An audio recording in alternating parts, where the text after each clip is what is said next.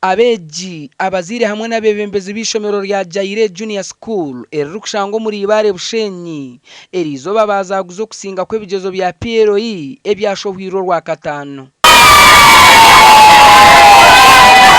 Sonjant abaza batakasa abantu umushomero ryitu nabo bije tubashomeseje abana tubahereza umusinge gw'edini abo kubice echamani twemeza dini umushomero ryitu akwa umoto nejangu with God we can.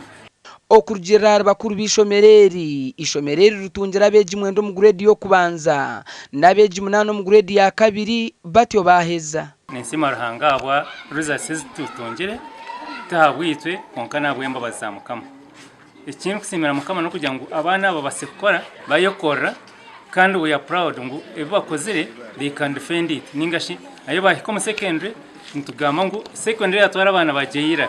You'll be proud to see that these are kids by Jireh and they can perform to the expectations. Rauben Baguma chairman wa management w'ishomereri yasima abashomesa abwo futekateka kurungi abeji bakasinga ebigyezo barukutunga grade nungi aha bizamwe bikurigirira headmaster okuyagamba ninyenda kutwara umugishogo nkamusima munonga ahabwo kuba kwata abantu kabashomesa kandi okabareberera bakarebuka bati bakakora bizamwe muringo umazima tikiri kintu kice nyenda kumusima nyonka chairman wa management twire ninjaha anytime ndagara mwanya ha kureba ebiri kugendo nisho kandi nyenda kumusima na staff yari kwebembera. Jireh Junior School ni rumwe amashomero agakozere kurungi mu district ya Bushenyi kandi abebembezi b'ishomereri baraganiso kongera ha mutindo gw'ishomero. Ereza obutende kugira ngo buri kintu cyone cyakubasa gukora twine sports twine buri kimwe cyona tari kintu kitine hanuye as regards curriculum yo mwana yashome kubana agira nashoma koko bano basa kuno konde mizano nemizanero wano ukunda kushoma ntukushomesa kandi uri kongo watunga cyo wagira wano ukunda kweshongora ntukore. Araganyira Anacret ori headmaster yashaba abazire kureta abantu mu ishomero abo kuba batandikire kwakira abana.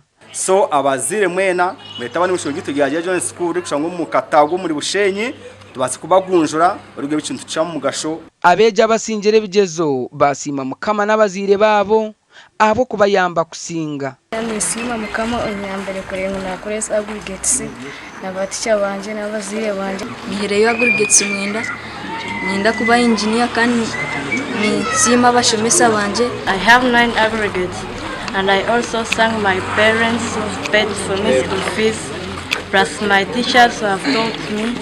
Abeji bona bakozere bigezo ahishomereri bahebwe birabo okubasibira kweyongera yo mishomo yabo amakora agagasha kwa Anita Maska.